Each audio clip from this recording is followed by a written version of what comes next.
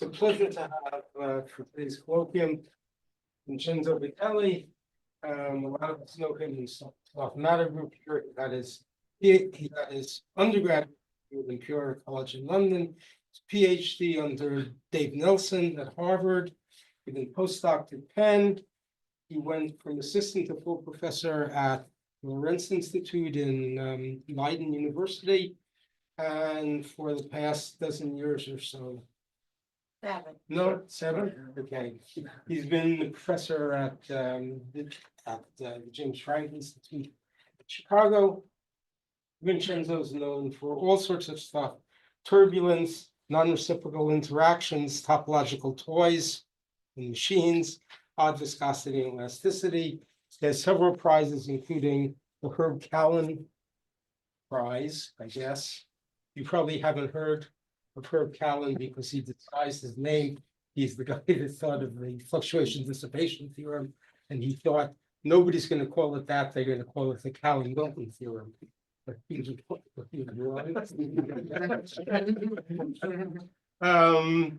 was Vincenzo was here about a dozen years ago, and we wrote a paper together on pleats on curved surfaces. The main accomplishment was we got a picture of the Chrysler building into nature. Okay, so take it away. No, most important. The new Bible. It's coming off your That's his book. This is the second most heavy book on my shelf. Yeah, this something called soft matter. If you bring it from somebody's head, it's actually surprisingly hard.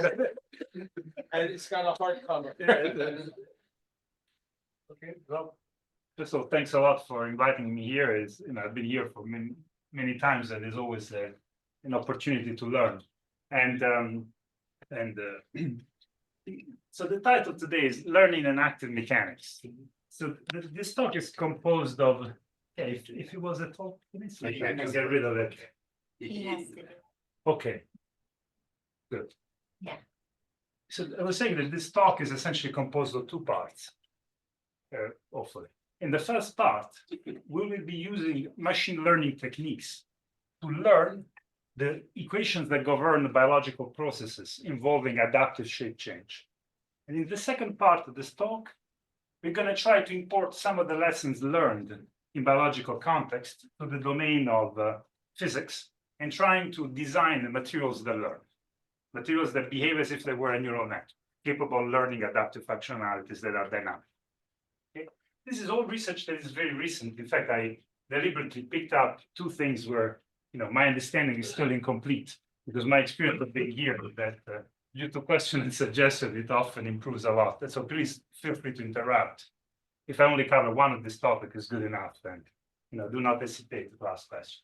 So the first thing I like to ask, and to start a little bit with my talk, is with a rather pretentious slide, which aims at summarizing the approach of physics in a nutshell. Maybe I should say theoretical physics, but I think that this perspective underlies a lot of experimental physics too, which is the following. Often in physics, you have symmetries and conservation laws. And these building blocks are sufficiently strong that determine the collective variables in terms of which you describe the physical phenomena, but also the dynamical equations that are satisfied by your systems. One example. This is Navier-Stokes equation that describes fluids. Navier-Stokes equation embeds conservation of linear momentum. And that's the reason why it has this form. And that's why it is expressed in terms of a field that is the velocity field. Okay. So whenever this approach works, you get the effective equation, hydrodynamic equation or Hamiltonians, whatever it is, the domain in which you operate, very efficiently, and it's extremely powerful. However, this approach is somewhat limited when dealing with biology, in particular with physical biology. And why is that? A typical problem in physical biology may involve some physical fields, like a velocity field or something indicating a shape change. But when you ask your favorite experimental friends, what determines those flows or these changes in shape, immediately comes a long list of proteins or genes. They themselves are subject to a dynamics. That dynamics is highly non-universal, and you will never pin it down just by proceeding based on symmetries and conservation laws. Nor you will understand the feedback between the physical field and this biochemical field that are regulating. So our goal today is to do with physics whatever we can do in terms of a universal principle, and machine learn the rest of this equation. And the type of things, and the starting point, you may ask, what is it? Well, the starting point is going to be data. Data provided to us by our experimental colleague with whom we work. And all of this data that you see here, for example, we're going to study a lot with this example here. It is morphogenesis in the fruit fly embryo. This is the gut. This is C. elegans. In all of this problem, you can clearly see some physical changes of shape or flows that are happening. But the peculiarity of these problems is this, if you like, the feedback loop. There are proteins that are distributed spatially that are triggering forces. So here, definitely we enter the domain of physics. These forces change the shape of this object or make them flow if it's more of a fluid. But that is a feedback back on the distribution of the proteins. And unlocking this feedback, as well as which proteins are involved, and what is the minimum number in terms of mathematical modeling to write and propose equation, this is what we're going to try to do using machine learning. And the organization of this talk is the following. I put some icons here that I'm going to have in every slide so that it's not too much of a roller coaster and there's some sort of logic that you can see. The first part, I'm going to show you how to infer quantitative models from biological using machine learning. This is a somewhat unusual use of machine learning techniques to produce the initial equation, not to do data analysis. Second, we're going to analyze those equations, interpret them, and find what are the mechanochemical feedbacks that are underlying these biological processes, and how our experimental colleagues can do genetic modification that probe whether these mechanochemical feedbacks are really implicated in the behavior, in the adaptive behavior observed. And then finally, we will take inspiration from living matter to design adaptive physical system with building blocks that could be colloids or oil droplets, what I would call active self-matter, okay, but non-living. But this functionality in our dream will mimic lifelike behavior. And there's a lot of research done right here at NYU that is stimulating and inspiring in that sense. Now, let me get started with what I promised. So this is the fruit fly embryo. All these movies are from the laboratory of my friend and colleague, collaborator Sebastian Strachan at UCSP. So what you're going to see here momentarily is a movie. You could imagine that this is like, you're going to see this, this movie progressively leading to a change in shape in this object that at the beginning looks like a bit like a cigar. And in the initial stages of this movie, there will be a flow field on top of this cigar. This could have been actually one of the problems that Paul and I were working with, not because of the cigar, because of the curve, the curved space. So what is the movie? This is the movie that you see. See, like we only see the front side of the object, or we see the front? You only see the front. So there's going to be another half. That and for visualization later, we will do a projection in the plane so that you can see both. And this looks like little objects. What are the little objects? They are cells. They are cells. Yeah. So this is the whole, the nucleus. Now, and of course, I truncated this movie only at the very beginning of the process. If this continues, you literally start seeing the larva as before. So the flow that you see here is what we would like to model. So that is clearly a physical field. I could write down contour lines for the fluid described by this object. But what I would like to stress is that under the hood, there's also patterns of proteins. This is myosin. And the pattern of these proteins that are localized at cell junctions change themselves in time as this object flows or changes its shape. Underneath, there's another layer of description, which is patterns of genes that are also underlying this process. So unlike the very early ideas of people like Turing, about morphogenesis involving chemical species, here there's, yes, chemical species, but they're talking to mechanical fields. And how that happens regulates precisely everything that happens during development. And that's what we want to get out of this. And we want to write down models that describes this block during morphogenesis, this modulus called the gastrulation, which is particularly important. So is the coloring artistic or is the coloring representing, for example, expression of some gene? Oh, no, it's artistic in the sense that they made their choices, Right. but then it represents the expression of genes. And in the previous slides, the expression of a protein that is myosin.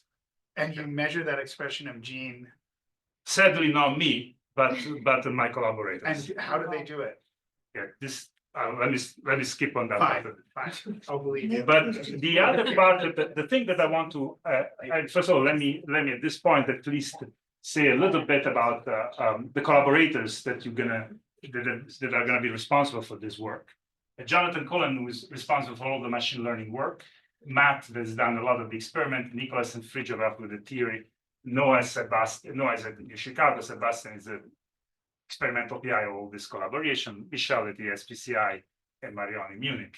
And we have also a story, this is a story in progress, but we have also one already published with the team of Margaret Gardell, where we performed a similar type of methodology in the context of single cell mechanics.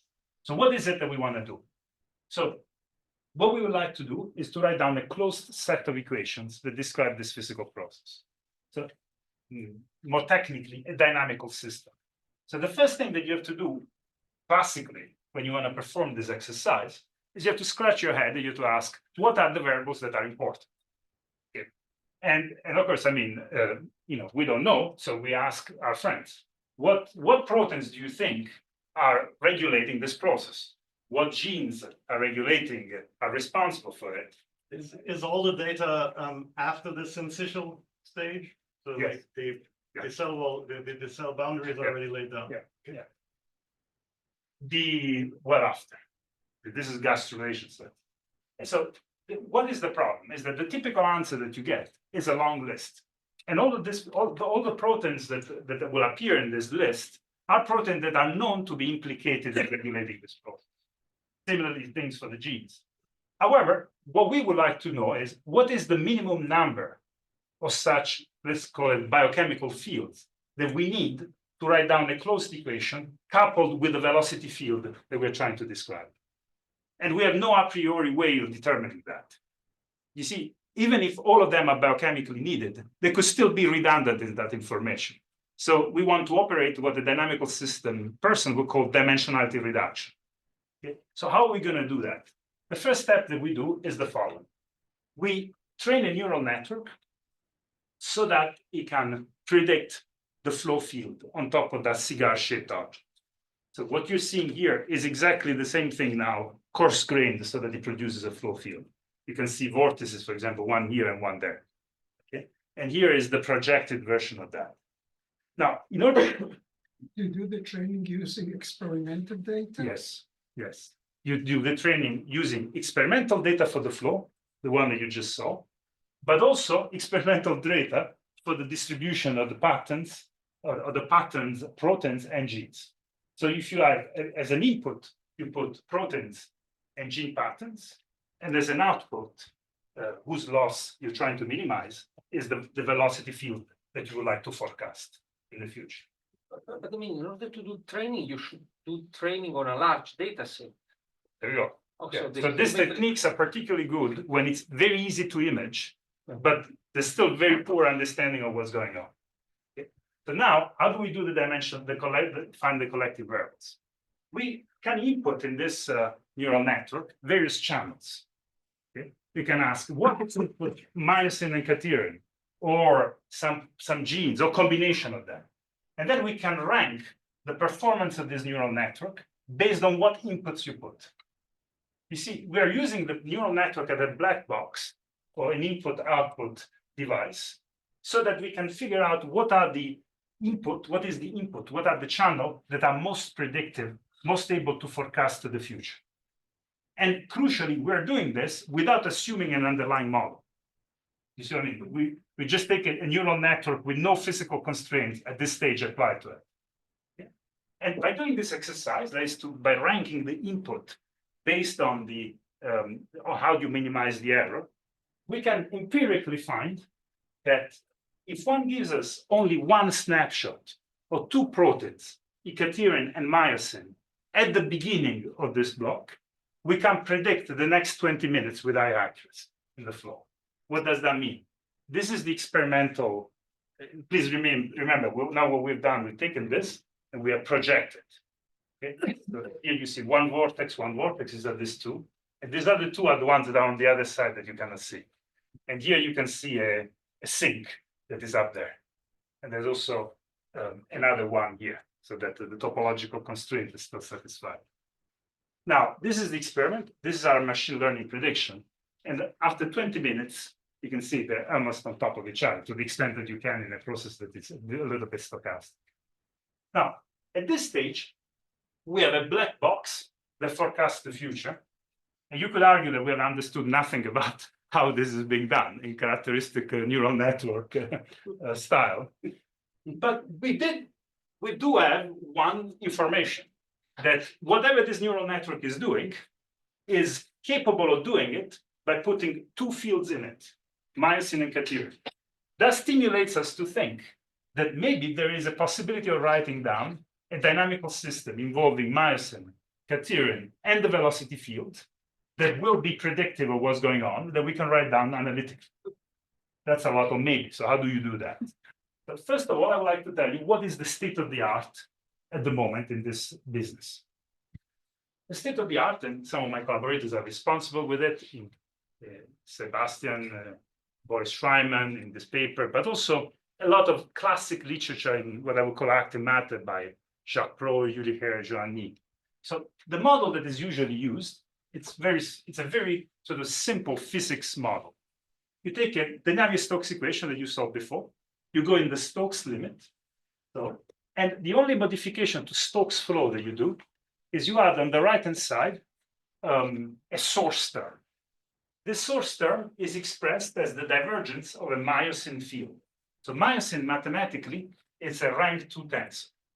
Why a rank 2 tensor? So of course the density of a protein is a scalar. However, as you saw here, this protein is localized along junctions. So there is information about directionality. So you can construct what maybe soft matter physicists would call a nematic order parameter with the orientation of the junctions and the intensity or the strength of the density of the protein. Okay, so this is now an object with two indices. You take a divergence of that, and you get a force. Now, this force will be non-vanishing as long as there are gradients in the distribution of myosin. You can see by eye that it's both yellow as you move from dorsal to ventral direction. So you're going to have forces pointing like that. And since this is a closed object, these forces have to close on, the force field itself has to close on each other. And this is how you generate the vortex. And that in essence is what you see here. But this was a simple model based on biophysical intuition about the plausible role of myosin, a little bit of physics in choosing Stokes flow. And it qualitatively gives you an answer. You didn't need any neural network to do this. It did single out myosin. It was one of the things that the neural network also singled out agnostically. But what's the problem with this? Well, if you look at this equation and the movie that I showed, where I showed the cytoskeletal patterning changing in time, myosin is not a constant. Myosin changes in time. Mm-hmm. So this equation is not closed. This equation cannot be solved with an initial condition because myosin has another equation that has not been written there. Okay? And potentially the equation for myosin may depend on something else that we don't know. Okay? It's even a little bit more complicated than that because at early times, at the beginning of this process called gastrulation, myosin in these embryos doesn't have significant gradients. That means that this force is not particularly large at early times, which means that myosin itself is not sufficient to even close the system of equations biologically. So is the idea that we're using myosin like a motor protein to pull on? Yeah. This is what is built. That's intuition built in there. And what people would call an active nematic would be precisely this. Alpha times the divergence of Qij, that would be the stress that generates that. The problem is that stress, since it's not God-given, is itself the density of something that changes in time, requires another equation to be obtained. And potentially there's an hierarchy of equation of interdependent phenomena. Those we cannot guess based on a universal argument. That's what we're going to try to learn using machine learning. So at the end, what I promise is a system of 3 equations. One that essentially we have, at least to some extent, one for myosin. And since myosin is not enough, what we're going to use as an hypothesis is that ecatirin, the second protein that the neural network needed to make accurate prediction, is going to be a 3rd component. And we're going to see whether we can close these 3 equations. So can you tell us a bit about what cadherin does in the cell? Yeah, so you're going to see it very, very soon. But I want to answer it once I show you equations. Because my argument would be that we're going to have the opposite methodology. You know, when I was growing up, I mean, the way they taught me to formulate scientific thing was to come up with an hypothesis, translating an hypothesis into equations, compare the equations with data. Today you will see data, infer an equation, interpret the meaning of that equation. Okay. And if you really don't know what's going on, this is not a bad tool to have at your hand. So we will return to that. Sorry, M is symmetric Yes. basis. Yes. Symmetric. Yeah, like a stress. The symmetric part will be the pressure. Okay, so how are we going to do this exercise of inferring the other 2 equations? So the first thing I would like to stress is that tissue flows are simple. What do you mean by that? The people who spend their time trying to understand tissue flows. But they are simple as flows. As Paul said, you know, for example, as a hobby, I'm interested in turbulence. Turbulence is a problem in which if you ask what Fourier component of the velocity field are involved in the turbulent cascade, the answer is all of them. So what we're going to ask here is, if we wanted to reconstruct 90% of the velocity field in a tissue flow, how many principal components would we need? Okay. Or in another way, is there a subspace, a latent space, where this infinite dimensional dynamical system can be written in terms of projection on 5 coordinates to a certain axis? This is a technique called principal component analysis. And what this shows us is that with a few, we can capture a lot of this flow. So how can we use that? Well, what that means is that if I map these 2 components, component 1, component 2, and you could think of that, you know, metaphorically as 2 Fourier components, if you like. Then the dynamics of the system, the dynamic of the system, for example, this embryo here in yellow, would be a path in this 2-dimensional space. In reality, of course, we're dealing with fields, so it's an infinite dimensional problem, but there is this latent space. And one thing you can see that I want to stress is that notice that many such embryos are undergoing slightly different trajectory because the process is stochastic, there is noise, but there's still a well-defined ensemble mean because this is development. So at the end of the day, all those embryos have to make a flight. So there's a limited amount of variability that is tolerated. So what we're going to do is we're going to use this observation momentarily. So the first thing that I would like to tell you is that you can actually visualize these 2 components. They're not going to be Fourier components, but you can automate it and understand that there are just 2 fields defined on the same surface of that embryo. And as time passes, you can, this T equals 0 is not the Big Bang, it's just the beginning of gastrulation. This is the experimental field, and it has, you know, these 2 components plus a bit of the other ones. As time proceeds, time equals 20, now you can see that at time equals 20 is almost entirely overlapping with one of these components. Okay? So cutting the number of components that you include is putting an upper bound to the time at which you have accuracy, right? Yeah, or the accuracy of which you predict. So I chose 90% entirely arbitrary. If you wanted 95, you will keep a bit more. Okay? This is like a Fourier expansion of a field. Okay, nothing more, nothing less than that. Now, why are we doing this? Well, this, however, denotes a simplicity, an underlying simplicity in the physical process. And it also suggests pragmatically that there is a filter that I can apply on my data. Because since I know that all the action is in these 5 channels, then I can filter my data with these 5 channels A bit like if you knew that I don't know, a nebula emits, in particular in some frequencies, well, you can do a light pollution filter just by blocking all the others. This is what we're going to do on the data and show you that that's crucial to learn the equations. How? Well, what we're going to do is the following. So we have this equation, and now we want to write down other equations for example, ETMIJ, and another, this is myosin, and another one is caterion. Now, at this stage, the only thing we know is that this is a scalar, and this is a rank 2 tensor. And in principle, we can write down, imagine that you're a phenomenologist, you can now write down every term involving powers of m, powers of c, gradients, divergences, and the velocity field. This one here, all mixed up here. Now, if this was physics, there would be enough constraints due to symmetries to kill most of them. But we don't have that luxury here. So what we're going to do, we literally write down 100 such terms. So very high Taylor expansions, mixing all the things, highly nonlinear. Now, if you try to then fit noisy movie by, say, sparse regression to a library of 100 terms, maybe I don't even need to tell you that it wouldn't work particularly well.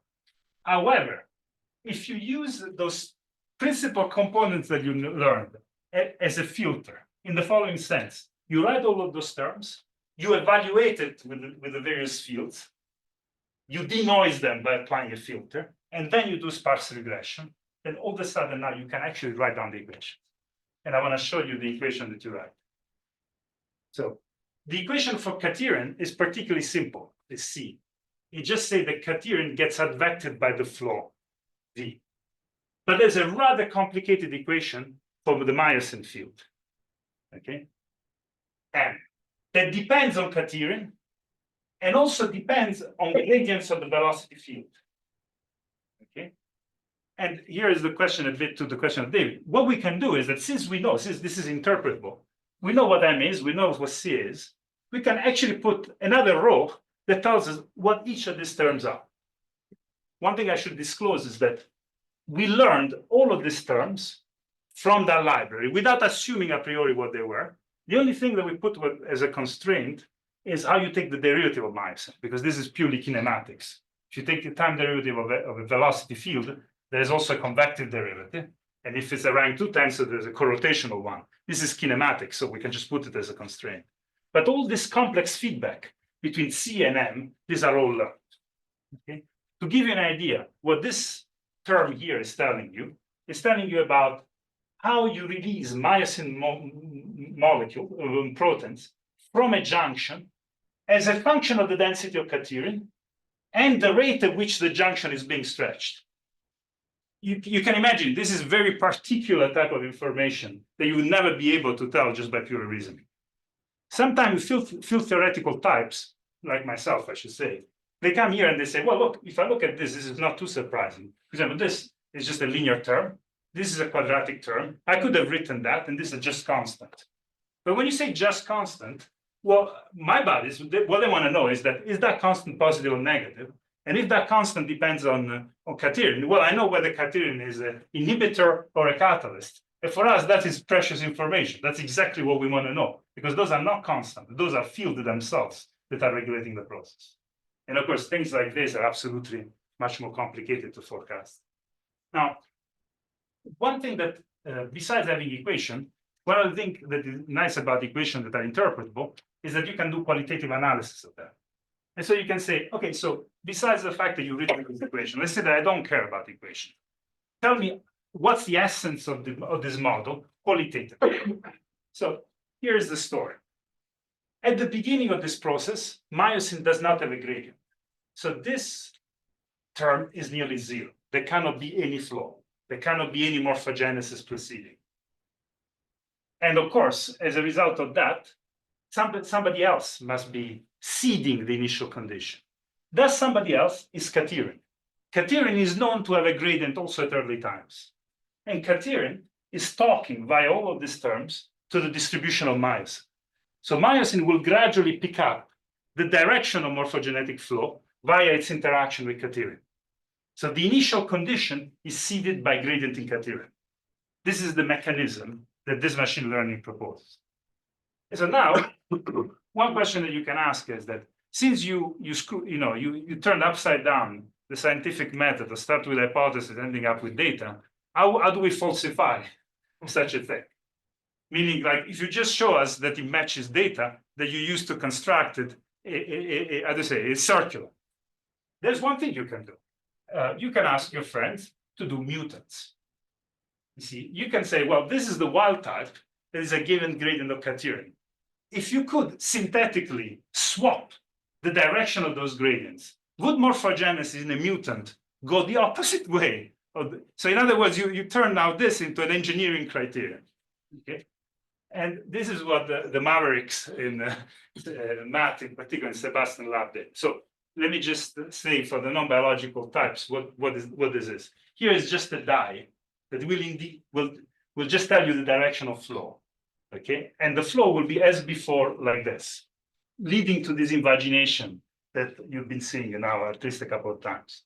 So what our friends have been able to do, they've been able to swap the gradient criterion to be the opposite way. So in this dorsoventral direction, instead of proceeding, increasing, it now will decrease as you move in there. So intuitively, at least approximately, you would expect that you're going to see the opposite. So check out these two movies that I think are worth more than 1,000 words. So this is the direction of morphogenesis of the flow being out. If you kill that gradient in criterion, morphogenesis truncates, like it's striking. The embryos doesn't do morphogenesis anymore. So this is an example of how you can use these theories. You can use it to falsify the hypothesis of the theory, of the model, of the biological model that is being used, and potentially to do also optogenetic experiments that quite literally can shape an organism on demand, almost like a bioengineering exercise. So are the ones with the gradient flipped, do they actually progress into living? No, in this case, no. In this case, because these are only the very early stages. And in fact, I've also shown a picture of the one where you kill the gradient, it really stops and starts being just noise. This is particularly beautiful because here we can predict how it will proceed, and it does. Now, of course, one aspect that I will do somewhat fast is to say that, once something like this can happen, you can use it as an hypothesis generator for a mechanism for morphogenesis and ask, is this mechanism conserved across species? And so what people like Sebastian can do is they can construct other experimental platforms, like here is a human, these are organoids, human neural tube organoids. They have completely different shapes. This is more like a pancake changing its shape. But you can still ask, is there a correspondence between a criterion field and a myosin 1, and write down what I would call a qualitative biological model in which you can essentially compare this mechanism even across species. The notion that you could have conservation across species is because, of course, even if humans and fly do not seem to share much in common, they do still have a common ancestor. So there is a conservation of the genetic machinery that can ensure universality in a different sense from the universality of physics. And this is an excellent tool to discover such a thing. What is the difference between the boldface M and the Roman M? M, Yeah. there shouldn't be any N. A2, 1 minus A2C, little m, big M. I'm thinking, The- because you have the quadratic term that has M a, squared. It's a tensor. Oh, this, multiplied. sorry. Calculating One is is the magnitude, one is M the is- trig of M, and the other one is MIJ. I see, it's the tensor. It's still M, It's a they both tensor. have, yeah. And One- when you constructed your 100 terms, did you force all of them to have the right geometry, like that they would be two tensors that are traceless and things like that? The only thing we forced is that the right-hand side must transform like the left-hand Good, side. good. Meaning, like, you can't have different numbers, otherwise this is not even an equation. Good, so I that's just- the I just minimal pressed- rudiments of mathematics. I'm glad you did that. That's very consistent with things that we work on, but I want to point out that that is incorporating the symmetries which you claim don't exist. No, Those are the symmetries. wait, of classical there's systems. there's two things. Yeah. There's symmetries in the sense of saying, if you write an order parameters as a rank 2 tensor, it's different from being a vector, being from a scalar, so it will transform under rotation in different ways. the symmetries that I'm not putting in, that would be much more powerful, is to say, the system is going to be rotational invariant. So, or the system should be invariant under exchange of m into minus n. Think about magnetism, for example. Now, if I could use a lot of those symmetries, I go from 100 terms to maybe 3 or 4. That is the luxury I do not have. Fine, but Okay. I think. But there's I still a do lot of preserve the structure. algebraic Yeah, structure. because that is also, that's like covariance. You have a Yeah, covariance. yes, yeah. If you don't have that, then this is not an I agree. equation. I You agree. know, like, I agree with that completely. I'm just saying that our symmetries in play. The algebraic structure is symmetries. Yes, but I'll stop that after that. What I would like to stress is if I say that the system is rotational invariant or translation invariant, hence there is conservation of linear momentum or angular momentum. These are different statements. This saying how, and those is what we're Agreed. doing. Cool. Can I? When you train the model, you have access to all of the genes all at once? Or Yes, yes. And notice here, what it turns out that here we can get away without using the genes, only with using the proteins. Sure. I mean, so, but, you So know, you need to be able to use this, you need to be able to simultaneously measure right, the velocity field and all the protein and gene patterns. but so someone has to decide a priori of like Yeah. 8 proteins, like you Yes. couldn't, This is actually where some real knowledge goes in. The only thing is that know-how exists approximately in the mind of our friends. Right. And it's actually quite good, but to some extent it's too good. You see, like, because their know-how is based on the notion of what do I knock off in order to stop this thing from working? Right. Doesn't say about the redundance of the information. Doesn't tell me what I can throw away because it's contained in another field. like, I mean, would it even in principle possible, say, to make measurements, you know, you're restricted to 8 proteins at a time, but you make, you know, many measurements with 30 proteins in different sets. Could your model discover which ones are Yeah. important? Yeah, but it's still subject to that initial choice of the third. That's what I'm saying. You need to have an Right. initial guess that can be very, very, poor or contain many things, and then we can reduce. That's what I call the dimensionality reduction. We're not coming up with knowledge from Right. nothing. But okay, but you want to reduce from 30, you want to reduce the dimension to 30, To but, 2. but each measurement is only a projection onto an 8-dimensional space. Like you can't measure all 30 at once. Can you still train it with the missing data, or do you need to have the full set in order to learn something? I mean, in practice here, we did train only with an incomplete data set. Okay, It probably depends a lot from problem to problem. Here, yes. I suspect it's because there is that reduced latent space that I showed, the inherent simplicity, but there's no guarantee in general. And it's a harder problem the more incomplete the data set is. Absolutely. In the case that they consider about humans, do they also find that it's enough to have 2, 3 fields? Yes, and in fact, it's even a bit better than that.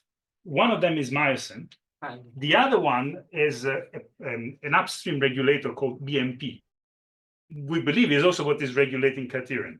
So there is something that is not what we're directly measuring, but notably is what is being changed in order to flip the thing that is responsible across species. And that type of question is where you start going into the realm of biological discovery with this sort of models. Okay, so I guess I do have a little bit more time, right? Yeah. So I always want to do a bit of a switch of gears. So here we saw nature doing wonderful things, creating an embryo. So it's going to be a little bit more disappointing to show you what we try to do by imitate it. Hopefully we'll get better at it. But I just want to at least introduce the language of how do you get a material to be trained to do something dynamic. Okay. The first thing I would like to say is that while this sounds a bit like sci-fi, and I'm going to say what are the requirements and maybe even get ideas of what could be done that is cool experimentalist, every idea has an origin in something classic. And there's a topic in classical material science, and maybe some of you are familiar, which is shape memory alloys. Okay, so I'm going to tell you what shape memory alloys are, but in the back of your mind, think about a neural network. Neural network has 2 steps. One step, you train it, and during that training period, by exposure to examples and all those movies, the if you like, what are they called? The connections get updated.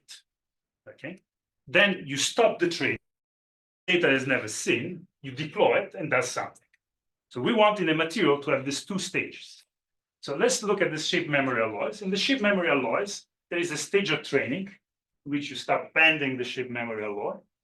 And then there is a retrieval phase in which you apply some perturbation on a wire that had now some straightened up thing, and you will recover a shape that he had been trained. And, I'll show you a video that I just stole from YouTube. So this is, please play. Okay. Oops. Yeah, it's even music. So this is it after it's been trained. Now you apply perturbation, and this guy recovered this shape that was written Colby. Okay. And if you want to watch this whole video, it'll tell you how the training was done, etc., etc. Now, this is something that's been known for quite a bit of time. Now, there's been a revival of interest in this area, either in metamaterial platform or even in normal, by normal material, I mean problems in chemistry or physical chemistry. I particularly like this paper, maybe also because it's from my collaborators, so they really explain to me how it works. And in this paper, essentially, they train chemical building blocks to self-assemble into given shapes. Okay? And one of the things that I want to do today, and this is research done with Ritu Parno, who is now a faculty in Bangalore, Rosalind, who is was an undergraduate, now is a PhD student at MIT, Michel, who is a faculty in ESPCI, Pepijn, who is in the Netherlands, and my colleague Arvind Murugan, who is author of that paper, co-author of that paper, and Suri Lankunathan at UChicago. So the question that here we asked is, what are the conditions for learning dynamical behavior in physical systems? What does dynamical behavior means? It's a bit inspired by the first part of the talk. Let's assume that you don't want to just self-assemble something, but you want to self-assemble something and also a programmed shape change with it. Okay, so a cartoon. Maybe this cartoon with DNA origami can become a reality. I don't know. Would be that during training you apply a dynamical perturbation to a material. For example, this flipping of the wings. And during the retrieval stage, you do not only reassemble the shape of the bird, like you did with the shape memory alloys, but you pick up some sort of limit cycle that would literally correspond to the flapping of the wings.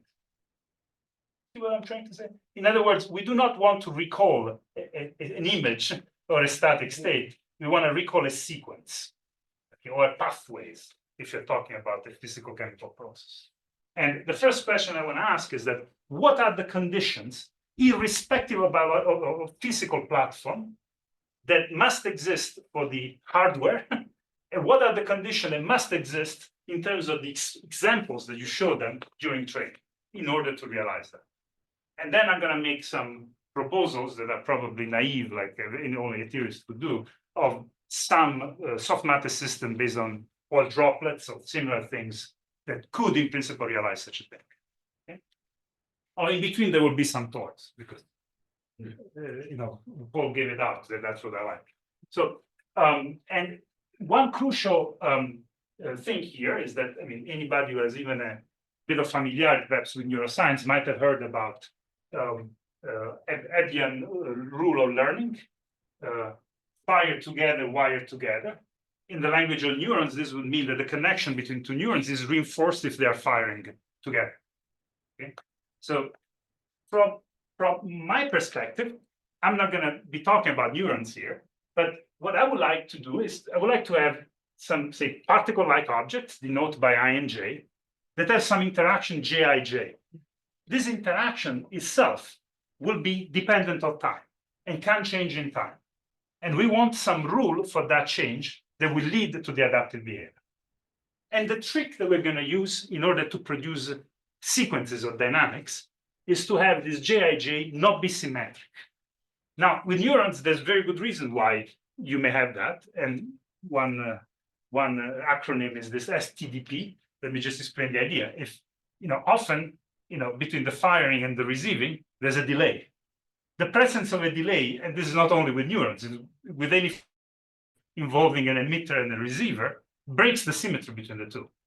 So now all of a sudden, this matrix coupling the two, or this object coupling the two, will not be symmetric. Okay? And if you have such a thing, such an ingredient, you will be able momentarily to see that you can learn time-dependent phenomena in physical systems.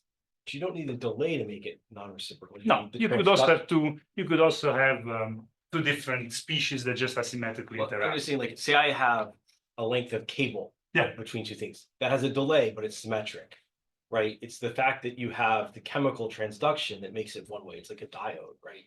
Yeah, I mean, of course, it would be symmetric if you communicated both ways. Right. But if you say I fire first, and you receive it, and you are not firing until you receive mine, then I've initiated one in a directional way. But that doesn't. The Jij is the coupling between them, right? It's not the. The Jij is the coupling. So the Jij is the existence of the cable. The Jij is the existence of the cable. The more Jij is not symmetric, I'm saying that the cable is preferentially direction. Right, but that's not a time delay. That's like the cable has a diode in it, right? It's a rectification. But the two things are related. If what I'm saying is that I'm gonna strengthen this link in a way that depends on a signal that I send to you. So the learning rule has the delay, but not the Jij. That's Jij doesn't equal JJI isn't a statement about time delay. It's a statement about rectification. Yes, but since the learning rule, so the learning rule has a delay, right? But that will feed back on the Jij. Okay. Let me show you in a The moment. asymmetric learning rule leads to the asymmetric. Yeah, exactly. Jij. And for people that may be less into these details, you'll see something in the next slides about that. Okay. The thing that perhaps I would also like to clarify for the non-expert is how does all of this song and dance, in particular this long discussion or this discussion about the non-reciprocity of the asymmetry, fits in the general scheme of physical theories. Okay. And what is it that we're doing if we want to read the physics that we learn in books?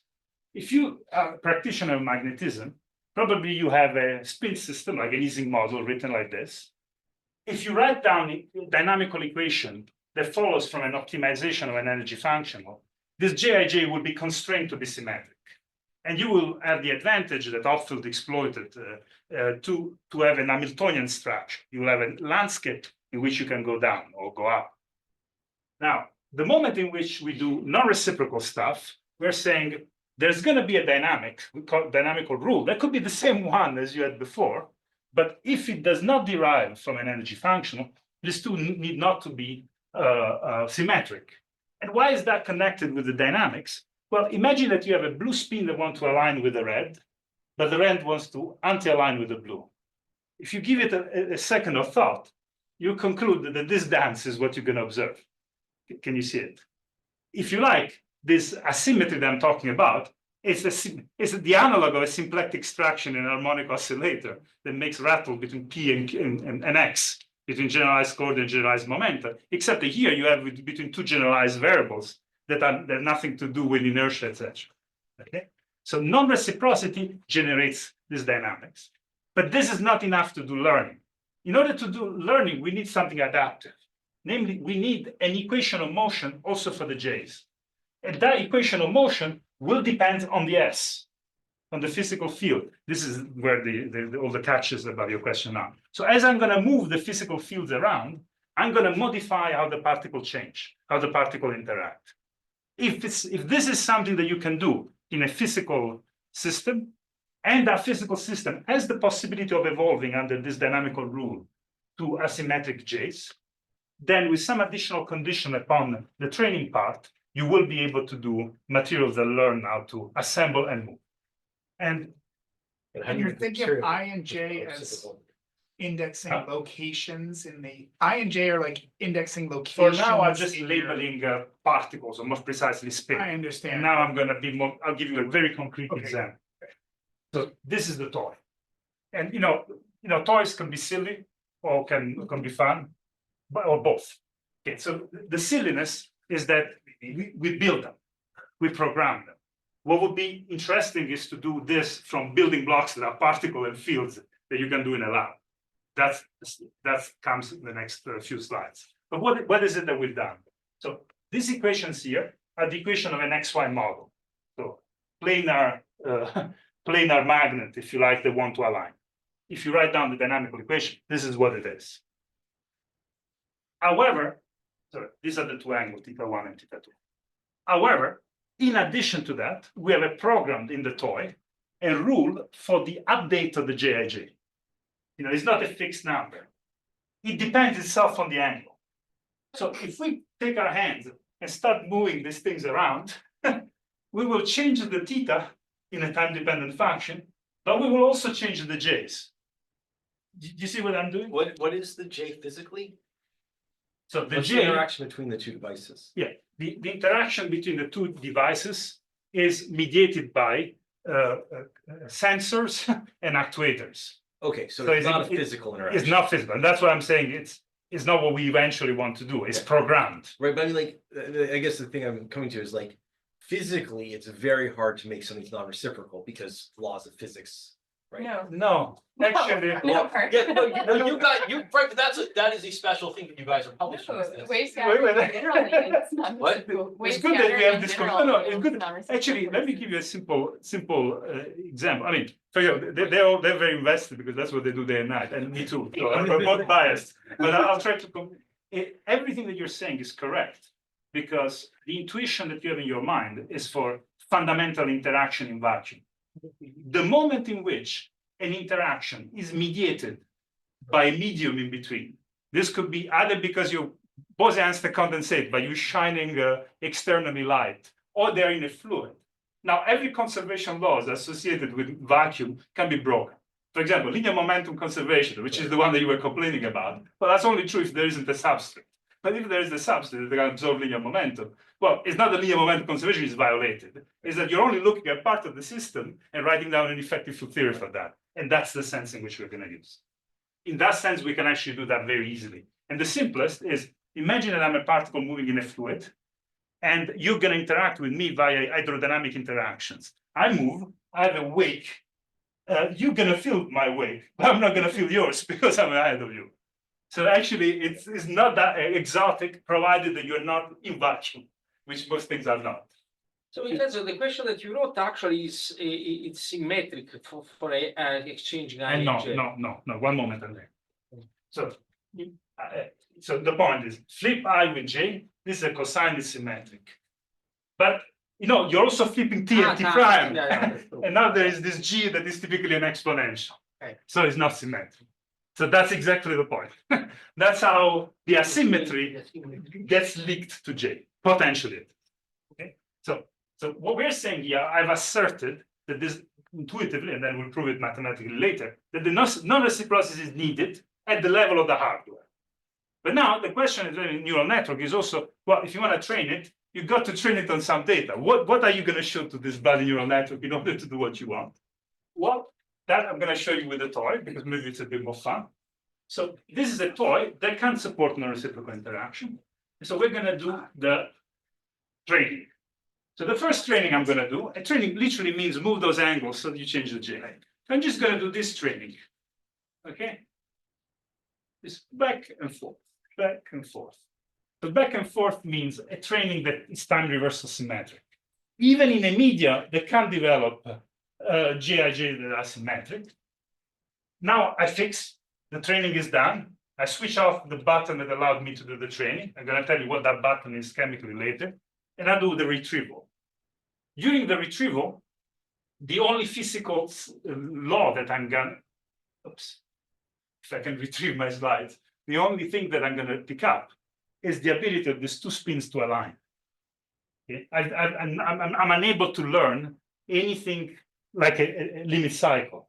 I've only learned fixed points of an energy function.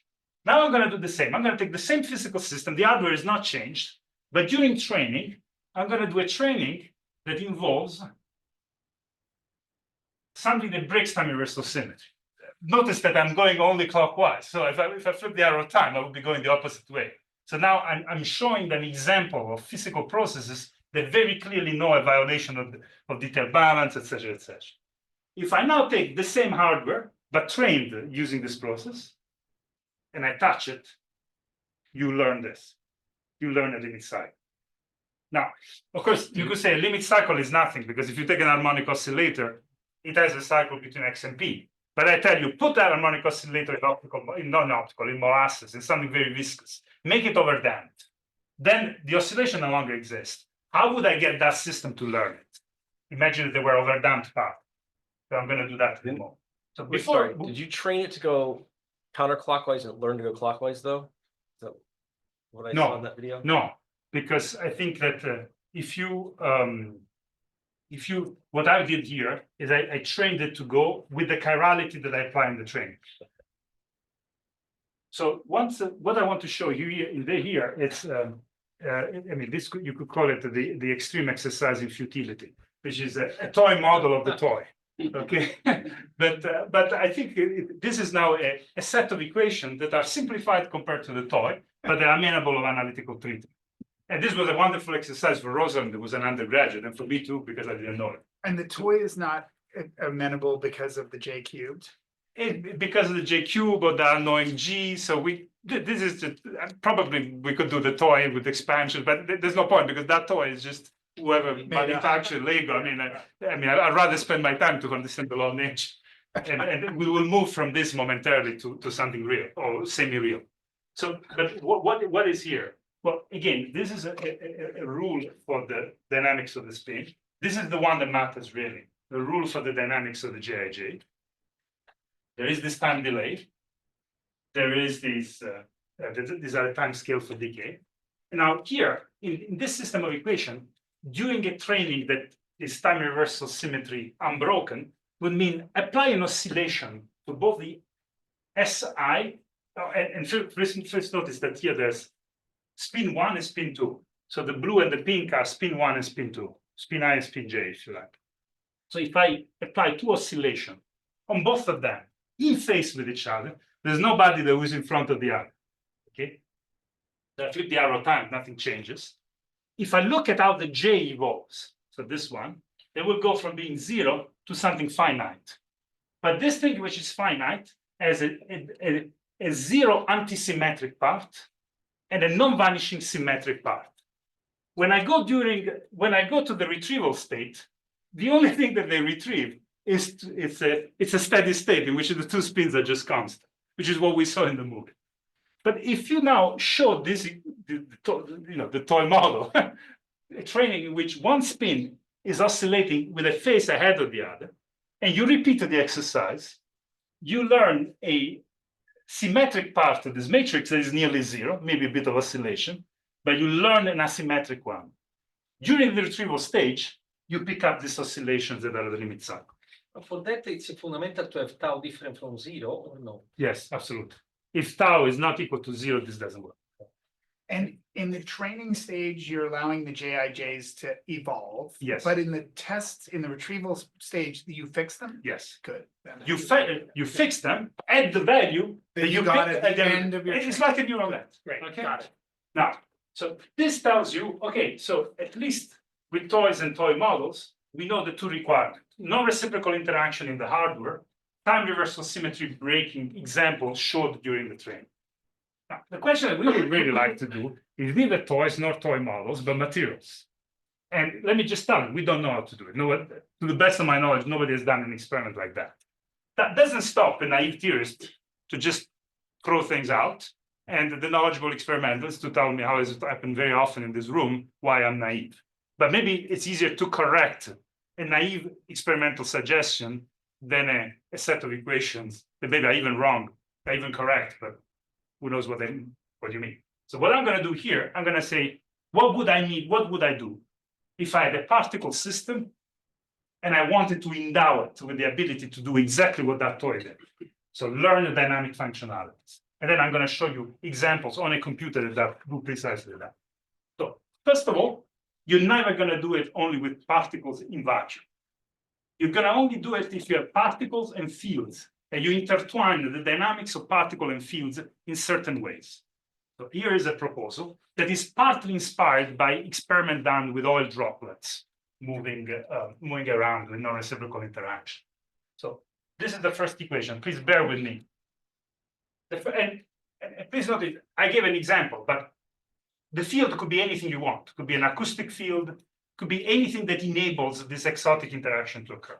So first, there is an equation for the evolution of such field. I'm just going to call it a concentration of oil, but you choose whatever you want.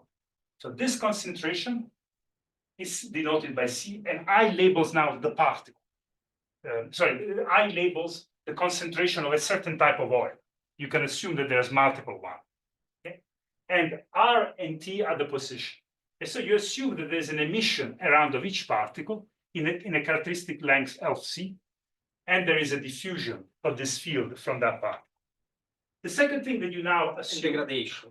Huh? You have this lambda, so Yes, degradation. that's a special decay. Now, the crucial thing here is that you want to propel the particle in a direct. So the particle are propelled in a direction that depends on the gradient of these oils. This is not a crazy thing, if you're a soft matter type and you know a bit about Marangoni effects, this is not completely crazy. The point, however, is that there's going to be oil of various types secreted by different droplets. So there's going to be a matrix, this matrix omega ij, that tells you how the particle indexed by I responds to gradients field of other particles that are emitting around. And this is if you like, a mobility matrix, omega ij. This is the thing that plays the role of the J before, because it couples them. And then these other things are nothing. This is just a bit of noise, like temperature, and this is just a hardcore repulsion between them. Now, one thing that you will notice is that as these particles start moving, even if the field is emitted isotropically when they're static, if they start moving, they will have a corona, right? Everything does that when you emit, even light is Cherenkov radiation. And certainly, this oil droplet will have this corona. This is even visible in experiment. And the fact that this corona is directional means that the particle behind here will see that. But the one in front will not see the one behind. This is how the non-reciprocity is going to come. Now, these things are actually already realized in this experiment, experiment that been performed with oil water, with oil immersed, with droplet in oil. The part that I don't know absolutely how to do, and it's an hypothesis, is the only thing that is smart. Or it would be not only, sorry. The thing that I would really shake the hand of whoever really does it for real in the lab is a rule to implement the update of omega. So the one that we postulated, based on what we consider plausible mechanism, is that here there is a learning rule that says essentially that this learning rule increases the mobility omega ij when the particle I detects a greater than average concentration J. This is a bit like the wire together, fire together. It's a reinforcement of the interaction. So this would entail absorption, say, of the oil from a nearby oil droplet is moving around. If you have this, now you have a closed system of equations. You can solve the first one and replace C here by a Green's function. And once you do that, you discover that time symmetric delay in the learning rule with any will arise with any non-instantaneous interaction between the particles. Can you go Generic. back to the discrete version of that? This. Like this one, yeah. So in order for Wij is the response of I to the particle J. So what's the question? Sorry. I'm just You said trying- in order and then Is this a local rule? Like, does the particle have to know about anything other than it? It has to know only what's going on nearby it, but the nearby it could also come from another Right, particle. but it doesn't care which particle it's coming from. No. Okay. Well, to some extent, yes, because there's a CJ here. So each of these particle- droplets has to emit there's an a different. identity, Each of yes. these has to emit a different. Yes, and they will do if they keep absorbing oil in different amounts. But it has to be a different species of oil. Absolutely. So if you have 100 droplets, you need 100 different kinds of oil in this. No. Well, you could have at least two type of oils with different degree of miscibility, and then you get away with almost having the different. But what you are right is that you almost have 100 identity of particles. There are chemical trick to do it still with two oils and play with the degree of miscibility. Right. But But yes, it's each particle has to learn how to react to every other particle individually. Okay. and that information is encoded in the token. Is alpha, isn't alpha missing indices ij or so? Oh, no, because alpha is just a rate. The indexes J and I are here, and this is two index.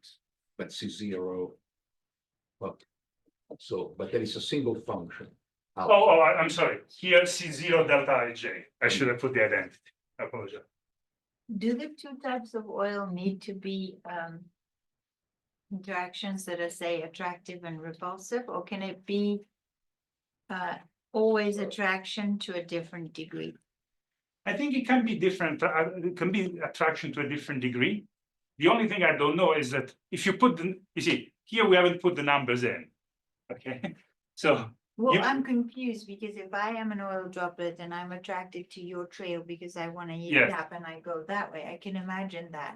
But then if you feel the same way towards me, then all we're gonna do is collide and stop. right, but we will not necessarily do that because our orientation of But slow.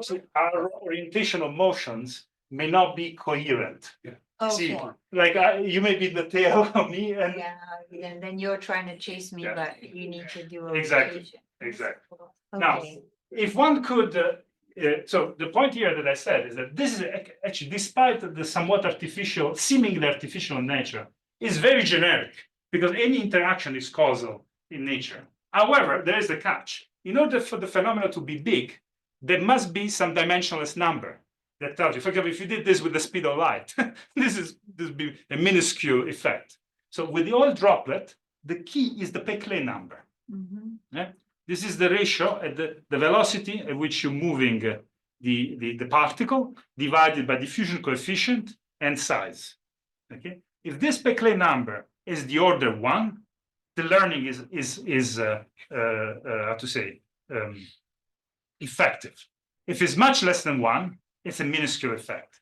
This is also a good way to do the switching on and off between training and deployment, because one thing that you could say here is that, well, how do you stop the training, right? Well, how do you differentiate the training and deployment? Here, the physical interaction always gone. Well, if you do the training at high Peclet number, during the training, the J will change, the omega ij will change. But during deployment, the particle are gonna move at a speed much slower than the one in which you train, and then the interaction will no longer change. They will have only the thing that they've been trained at high Peclet number. Do you see what I'm saying? I don't understand. Let me say, I think I said it bad. So, like in the toy, there's a button that tells me now the Jij can change. And I do the training. And I switch the button, I switch off the button. The Jij can no longer be changed, but I can still play with it and he can learn whatever he wants. I can, if you like, separate the phase in which the interaction are allowed to change from the phase in which I deploy my toy and it's no longer changing itself. It's just doing whatever it has to do. Here you could say, okay, how do I distinguish these two? Because here is all about motion of particle. How do I know whether the interaction are going to change or not? During the training, is you, Yasna, that are going to move the particle. Okay, so you choose at what speed to move. And I say, move them fast so that you're very high Peclet number. If you're very high Peclet number, this change in the omega j will be effective. Let them do whatever you want them to do, then stop. Okay. Now the omega ij, if it stops, will not move, will not change anymore. But you can still throw this particle in a box and let them move at a smaller speed. If they move at a smaller speed, they can still interact with whatever omega ij they've learned before, but they cannot change that anymore. Okay, and now you can have the retrieval phase without the learning anymore, approximately. And let me show you one of the results. So now training, we're going to do something stupid. We're going to train a bunch of particles to make a ring, and that ring to move clockwise. This is still non-equilibrium, still pretty much a limit cycle. So, oops, excuse me. So during training, this is what's going to happen. See, you move the particles like that. And in the meantime, the omega ij are changing. And notice that omega ij, omega gi have different amplitude, which means that as a function of time, after a small, actually we call it a small transient, you learn an asymmetric omega ij. Okay? All of this experiment gets done at high Pickley number. Now, I'm going to do the retrieval at low Pickley number. Okay? So the omega are frozen to whatever you picked. This particle are dancing around. Let them dance and see what they do. And all 10 particles are different. Subtly. Right, subtly. So it's not the same, you trained two, and this isn't like 10 that have been trained the same. This was Well, a different we training. trained all of them, but I only showed the I and J like pairwise. What I didn't show you here is I can show you a ring with lines connecting all of them, and then you have all the network of the bonds. They have a high degree of symmetry just because of the shape of the thing. But so you train them all in pairs, and then you put all 10 of them. No, we trained them all simultaneously. Okay, I just showed you a pair for simplicity. okay. Okay, so training. Now, another one I want to show you here. Here we want to show, and this is the last thing, 6 pink particle to act like a rat that wants to eat a yellow, actually, no, maybe like a mouse that wants to eat a yellow rat. Okay? The other way around. The other way around. Okay. But you know, since they're learning it, you can teach it the other way around too. So I mean, it would have been a better example. So this is the training. You just move it around like this. And actually, this is quite funny. And now the retrieval. These guys are not even made already the object, but look what happens. It's quite amusing. Please play. They assemble. And they're gonna find the rat. It is even quite amazing. Oh, they catch it.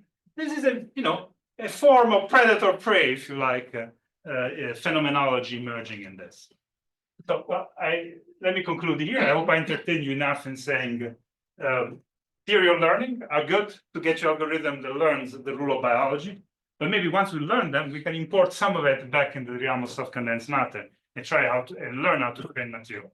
And it doesn't have to be soft matter only, because that language of green function you can apply to metamaterials, to robotics, to optics. And thank you very much for that.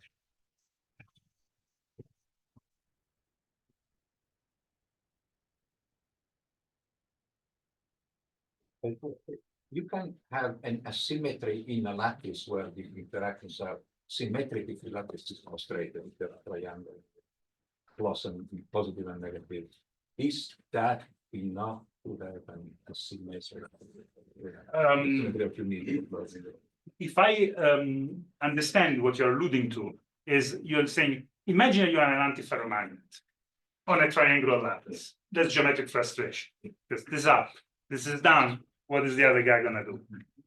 This is a purely equilibrium. This can happen at equilibrium. There's absolutely no problem.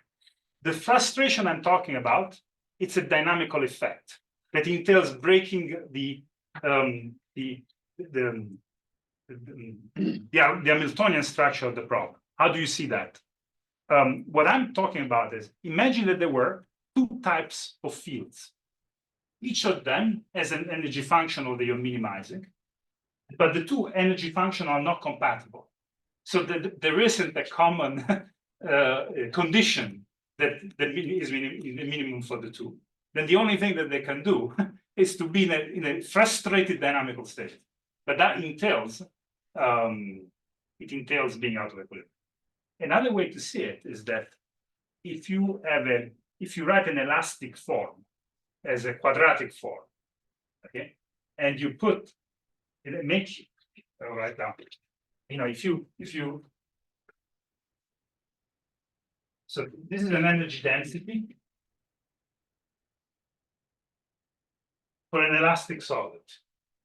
Now, density. If you demand that there is forces that come from a variation of this energy, you can prove that this object better be symmetric. If there was a perfectly antisymmetric part, it would not contribute to this energy. the meaning of objects like this that are antisymmetric are forces that are non-conservative, which means that I can go around the loop, return to the state in which I started. Work is no longer a state function. You can't have that at equilibrium. That is the type of phenomena that I'm referring to in physics as non-reciprocity. And that's why you didn't like it so much, the sound of it. That's why you will not find them in Landau dishes, because that is all about closed system, not about effective field theory of open system. It's really because you start with wires, and so I was thinking this was going to be talking about wires connected together. I didn't know how the wires were going to be ours. I didn't want to pick on you. I just Just you have a point. I mean, you have a point. Right? The model for the morphogenesis flow, is it really a fluid model? Does it know about viscoelasticity? Does it know about memory? The model that we learned is the one that I showed you. So that is a model of a Stokes flow. So that part doesn't know anything about elasticity. There's no elastic coefficient in there. There's only viscosity. And there is, if you like, an acto-nematohydrodynamic field coupled to it, which has, you can look at it. I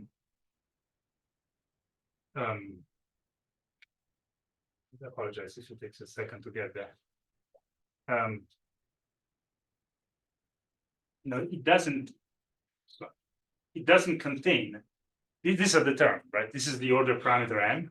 It doesn't contain any gradients of the order parameter m. So there's no elasticity of the order parameter. Right, and the related question is, this is a continuum model. Yeah. And the flow in the actual system requires the cells to do neighbor changes to overcome the elastic limit. That's a very good point. So what he's asking is, in this type of system, biological, but even physical, think about foams. One of the hardest things there is to homogenize. Is a notorious, even if it's passive, actually, near a critical point, for example. So how come you come here with great nonchalance and write down for us a dynamical model? First of all, because I can. Like I can write down that model and I can test it. But I'm very sympathetic to the question. So there's another part of our program that we're launching based on so-called graph neural networks, in which we try to learn a vertex model. So this is a microscopic description.